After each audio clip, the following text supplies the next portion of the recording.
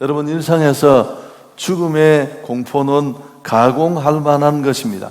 우리가 평생 힘들게 이루어놓은 그 모든 것들을 일순간에 삼켜버리는 힘이, 그 거대한 위력이 바로 죽음입니다. 그런데 예수님의 부활이 살아있는 모든 것을 삼켜버리는 죽음을 역으로 삼켜버린 쾌거라고 노래하고 있습니다. 마틴 루터는 십자가와 부활을 죽음을 죽인 사건으로 표현했습니다. 죽음의 죽음. 여러분, 이게 사실 부활의 사건 속에 들어있는 강력한 메시지입니다. 우리 인생을 가장 힘들고 공포스럽게 하는 그 두려운 괴력의 존재인 죽음을 죽인 죽음, 그게 바로 예수 그리스도의 부활의 사건입니다. 이런 죽음을 뛰어넘는 부활의 은혜를 우리는 이미 누리고 있습니다.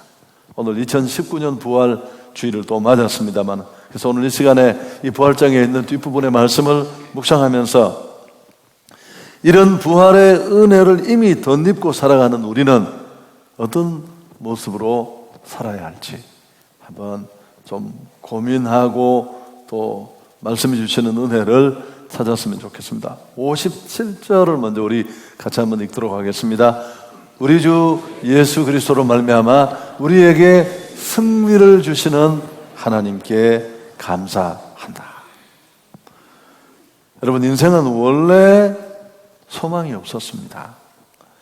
기대할 것을 끊임없이 만들고 피난처를 찾지만 돌아보면 진정한 피난처는 없습니다. 그렇게 늘 힘들게 연연하다가 우리는 절대절망인 죽음 앞에 서게 되고 너무 많이 반복했습니다만, 죽음은 끝이 아니라 심판, 영원한 지옥 형벌이 우리를 기다리고 있습니다. 너무 인생이 짧고 이후에 이런 엄청난 문제들이 우리를 기다리고 있습니다. 여러분, 인생이 나이를 먹고 시간을 보내면서 이런 사실이 절절히 마음에 깨달아지면, 오늘 아침 새벽 예배에도 잠깐 그런 말씀을 나누었습니다만, 사는 게 너무너무 힘들어요. 너무너무 허망하고 더덥고. 그래서 우리 어머님이 연세 드시면서 늘 그러셨던 말, 제가 어릴 때부터 들었습니다. 이 세상에 늙는 것보다 더 무서운 게 없다. 제가 아주 어릴 때라서 이해하기가 쉽지 않았습니다만, 지금도 그 고백을 그대로 이해하는 데는 한계가 있습니다만 조금 이해를 할 것 같습니다. 여러분, 인생은 그렇게 사는 존재입니다. 정말 이 죽음 앞에 속수무책이었습니다. 그런데 예수 그리스도의 십자가 죽음과 부활은 이 죽음의 문제를 해결한 죽음인 줄 믿습니다. 이런 죽음이 주는 공포와 두려움, 심판의 형벌을, 이 절망을 십자가에서 날려버렸습니다. 그리고 예수 그리스도께서 죽은 자 가운데서 부활하심으로 말미암아 우리에게 정말 산 소망을 주셨습니다. 사도 베드로는 베드로 후전서 1장 3절에서 이렇게 썼습니다. 우리 주 예수 그리스도의 아버지 하나님을 찬송하리로다. 그의 많으신 긍휼대로 예수 그리스도를 죽은 자 가운데서 부활하게 하심으로 말미암아 우리를 거듭나게 하사 산 소망이 있게 하셨다. 여러분, 이 구절은 굉장히 중요한 표현이에요. 소망이 다 소망이 아닙니다. 산 소망이 있고 죽은 소망이 있습니다. 돈, 명예, 또 우리가 생각하는 그 이뤄놓은 그 무엇, 그 어떤 것은 진정한 소망이 될 수 없습니다. 인생은 그 허망한 기초 위에 끊임없이 기대고 연연하지만 우리 인생을 버텨주고 기대해 줄 만한 근거가 되지 않습니다. 언젠가는 끊어지고 언젠가는 무너진 헛된 죽은 소망이죠. 소망이 있는 것처럼 보이지만 소망이 아닌데, 이제 우리는 정말 산 소망 대신 예수 그리스도, 그 하나님께 소망을 두어야 할 줄 믿습니다. 여러분, 우리는 이제 죽음 심판 문제를 해결하고 이 십자가의 사랑과 부활의 은혜를 이미 누리고 있습니다. 이런 소망 주신 우리는 당연히 오늘 첫 번째 보여야 될 삶의 자세가 늘 그분께 감사하는 겁니다. 죽을 수밖에 없고 죄와 허물로 영 죽어 형벌, 심판, 저주받을 수 없는데 우리를 값없이 은혜로 살려주셨습니다. 뭐가 우리가 불평할 게 있습니까? 감사하고 감격할 수밖에 없습니다. 영국에 에드워드 모트라는 목공이 있었습니다. 젊은 시절부터 이런 거친 일을 공장에서 하면서 그런 열정, 열등의식과 반항심, 불평, 원망으로 가득했습니다. 그의 삶은 미래도 없고 소망이 없는 듯 그렇게 보였는데 런던의 어느 겨울 거리를 배회하다가 우연히 그는 발이 끌려서 예배당으로 들어갔습니다. 그날 목사님이 하는 설교가 거듭남에 대한 말씀이었는데 그 말씀을 듣는 순간 이 에드워드 모트는 나도 거듭나야 되겠다 마음에 소원이 일어났고 성령이 그 시간에 은혜를 베풀어 주셨습니다. 마음의 문을 열고 예수를 영접하고 그는 거듭났습니다. 이렇게 중생을 경험하고 난 이 에드워드 모트는 그의 노트에다가 이렇게 적었습니다. 일기에 내 망치 소리는 이제부터 노래하기 시작했다. 내 망치는 이제부터 춤을 춘다. 내 눈동자는 생기가 돌고 내 마음에는 생수가 솟는다. 예수께서 내 마음에 찾아오셨기 때문이다. 나는 거듭났다.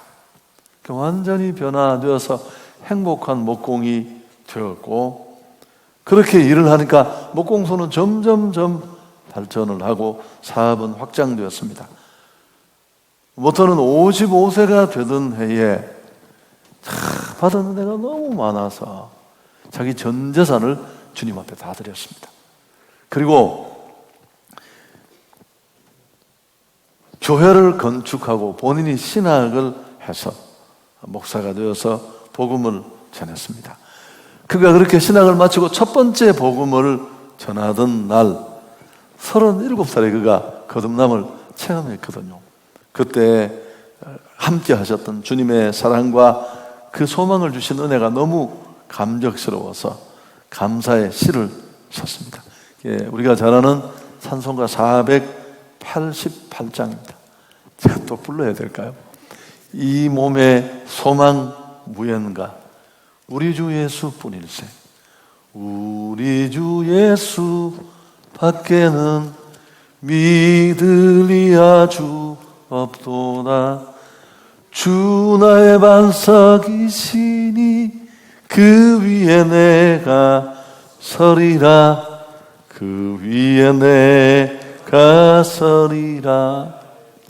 여러분 처음에 이 곡을 작시하고 만들었을 때 그 만든 사람의 고백을 한번 생각해 보시면 은혜가 될 것입니다. 여러분 늘 부활의 주님과 동행하며 감사하는 우리의 삶이 되어야 할 줄 믿습니다.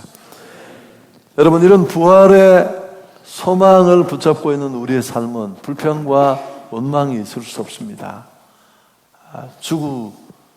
죽어가는 사람 살려내 놓았더니만 뭐 내 보따리 내놓으라는 것처럼 뭘 투덜대고 뭐 밥맛이 있니 없니 이게 마음에 드니 들지 않니 그런 불평이 있을 수가 없죠. 이런 고백과 깨달음이 우리 안에 있다면. 두 번째, 여러분 부활은 확실한 역사적 사건입니다. 이것도 뭐 누누이 기독교는 사색의 종교가 아닙니다. 분명한 확실한 객관적 부활 사건 위에 세워졌습니다. 오늘 이 15장의 앞부분을 아시잖아요. 한두 사람이 아니라 예수 그리스도의 부활을 눈으로 목격한 같은 장소에서 목격자가 500여 명이 넘습니다. 그리고 오늘 6절에 보면 바울은 그 부활의 현장을 목격한 사람들 중에 태반이 지금도 살아있다.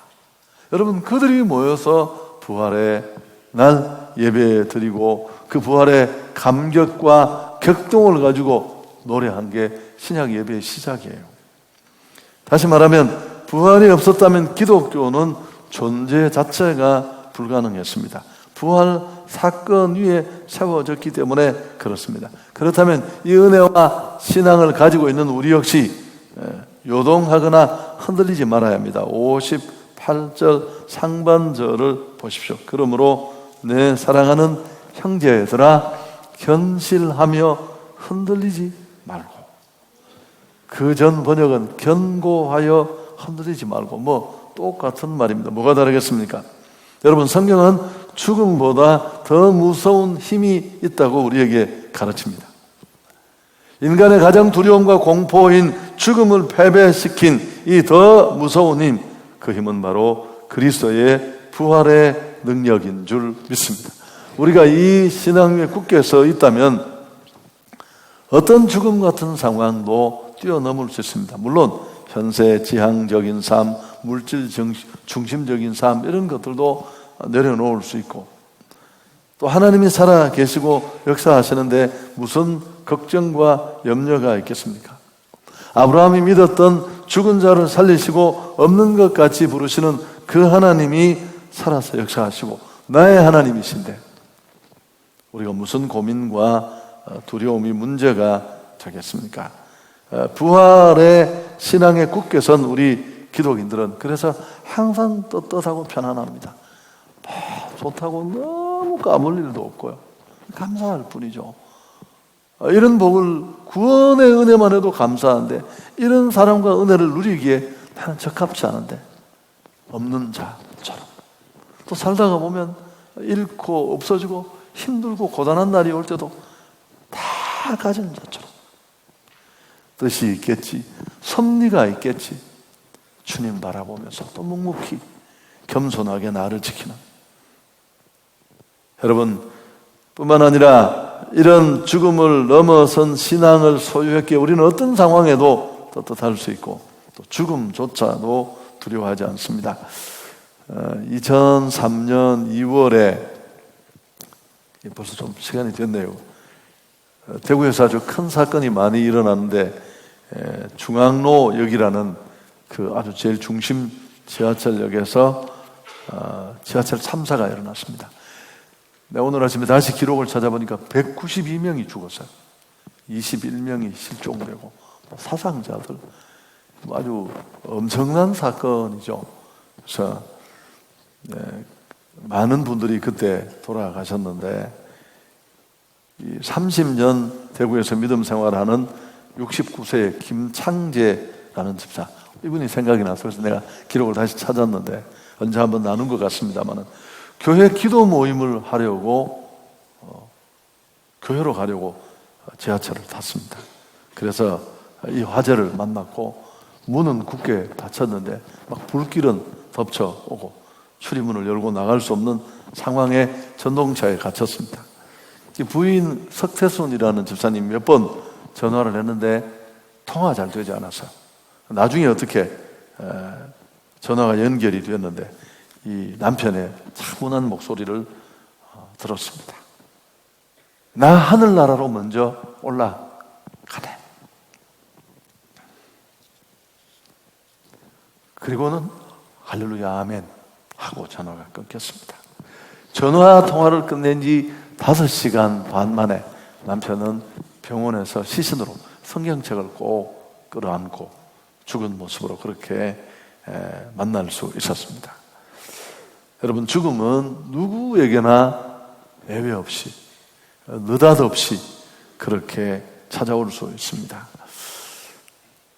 이런 갑작스러운 죽음 앞에 섰을 때 우리가 이런 고백을 할 수 있을까? 하늘나라로 나 먼저 올라가네. 저도 몇 분을 뵀어요. 이런 고백을 꼭 한 건 아니지만 너무 초연하고 당당하고, 여러분 갈 길을 모르고 이게 끝이고 이게 모든 것의 마지막이라고 생각하는 그런 사람은 절대 그런 초연한 모습을 보일 수가 없어요. 죽음이 얼마나 우리에게 공포가 되는지.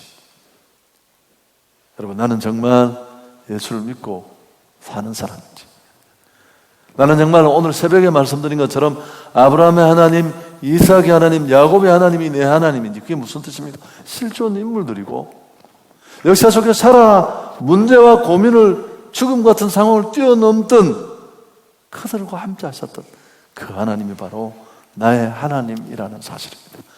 할렐루야. 당신의 하나님은 살아 계십니까? 내가 늘 이런 표현을 썼는데 우리가 부활절 아침에 한번 살려드리죠. 사셨네 사셨네. 그리고 딱 예배당 나서면서 또 이분은 역사 속에 사라지고 혼자서 문제 앞에 절망하고 두려워하고 혼비백산 다 그르치고 그럴 때가 너무 많습니다. 여러분 58절 우리가 읽었습니다. 뒷부분에 또 하나 이 부활신앙을 가진 자에게 기대하는 삶의 모습이 나왔습니다. 같이 한번 읽을까요? 항상 주의 일에 더욱 힘쓰는 자들이 되라. 이는 너희 수고가 주 안에서 헛되지 않은 줄 압니다. 사람의 가치는 무슨 일을 하느냐에 달려 있습니다. 여러분 모든 일이 의미가 있겠지만 힘쓸 일이 있습니다. 마땅히 정말 가치 없고 의미 있는 일에 힘을 쓴다면 그 인생이 시시해질 수밖에 없습니다. 부활의 주님을 만난 사람들은 주의 일에 힘쓸 수밖에 없는데 여기서 말하는 주의 일은 바로 이 부활의 소식 사건을 전하는 일입니다. 십자가 지시고 부활하신 인생의 죽음과 죄의 문제를 해결하신 예수 그리스도를 전파하는 일입니다. 부활의 주님을 만나면 그 살아계신 하나님과 만난 자는 여러 가지 혜택과 축복을 누리지만 무엇보다도 비전을 깨닫게 됩니다. 왜 사는지, 무엇 때문에 사는지, 뭘 위해서 나를 던지고 살아야 하는지 너무너무 잘 알게 됩니다. 나를 구원하신 하나님, 그분이 내게 구원의 은총을 주시면서 기대하시는 하나님의 목적을 발견하게 되는 것입니다.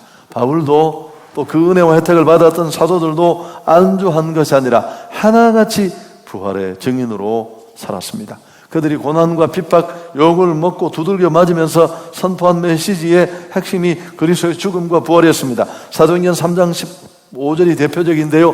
생명의 주를 죽였도다. 그러나 하나님이 죽은 자 가운데서 그를 살리셨으니 우리가 이 일의 증인이다. 한 번만 더 예수가 그리스도라는 것을 선포하면 그냥 살려두지 않겠다고 협박하는 그들 앞에 외친 외침입니다. 사도 바울은 안디옥에서 보내심을 받아 소아시아, 마케도냐, 에베소, 두로, 예루살렘까지 올라가서 복음을 전했고 마침내 죄수의 몸으로 끌려서 로마에까지 그 시대 최고 초강국의 심장부에까지 들어가서 복음을 전하다가 순교를 당했습니다. 한평생 그런 주의 일에 힘썼습니다. 사도행전 20장 24절에 내가 달려갈 길과 주 예수께 받은 사명 곧 하나님의 은혜의 복음을 증언하는 일을 마치려 하면 나의 생명조차 조금도 귀한 것으로 여기지 아니하노라. 부활의 주님을 만나고 그 은혜를 경험한 사람들은 하나같이 이렇게 살았습니다. 아거스틴, 프란세스, 루터, 웨슬레, 칼빈, 선다싱 예외 없습니다.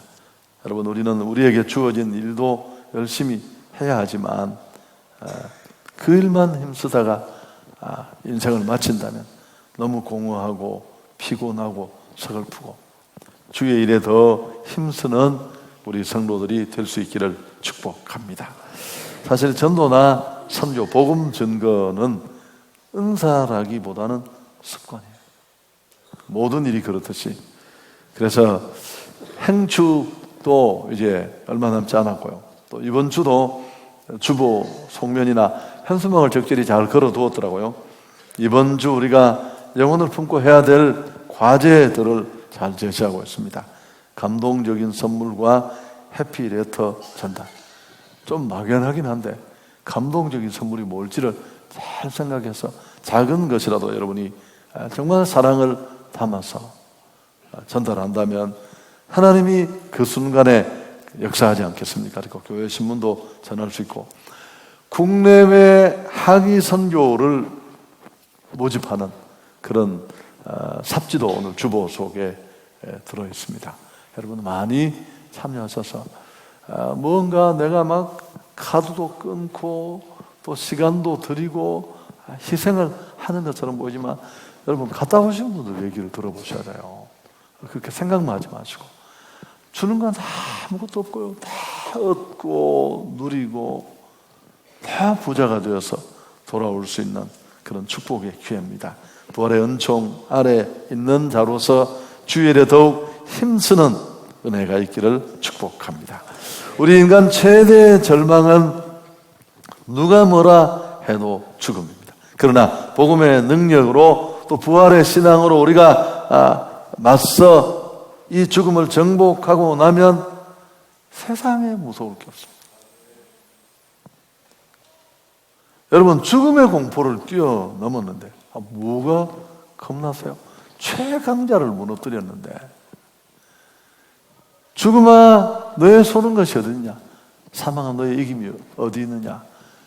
죽음을 뛰어넘는데 복음서에서 제자들이 부활의 주님을 만난 후에 문 몇 개씩 걸어 잠그고 덜덜 떨던 그들이 기쁨을 회복하고 담대해진 것, 물론 성령의 은혜도 힘입었습니다마는 그들은 죽음에 대한 해답을 발견했기 때문입니다.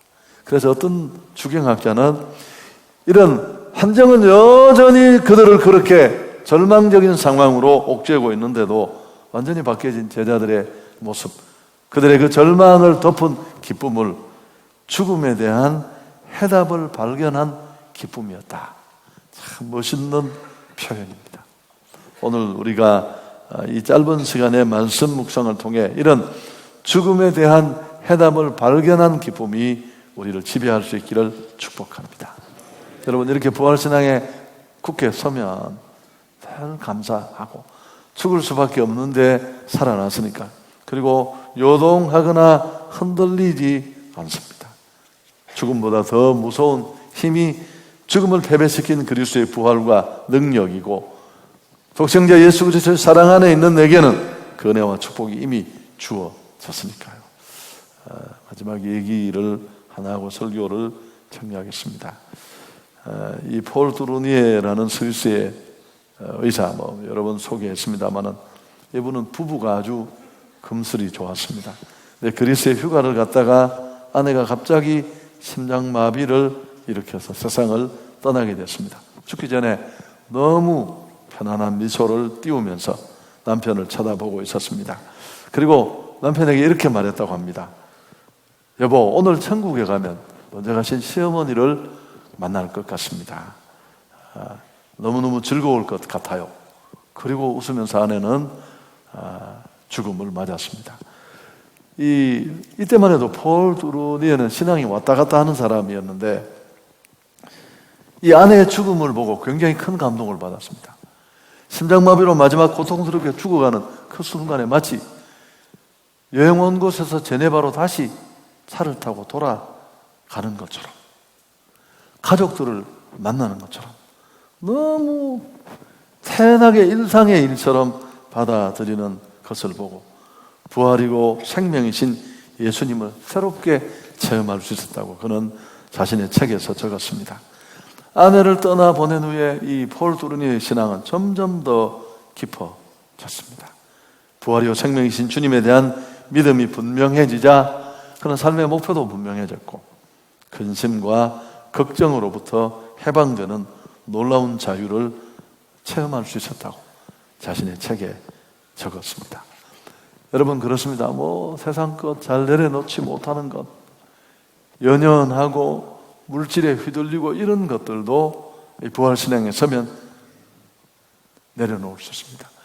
우리가 너무 이런 데 힘을 쓰지 못한다면 정말 내 안에 살아계신 하나님을 향한 온전한 신앙, 부활신앙이 있는지를 점검해 볼 필요가 있습니다.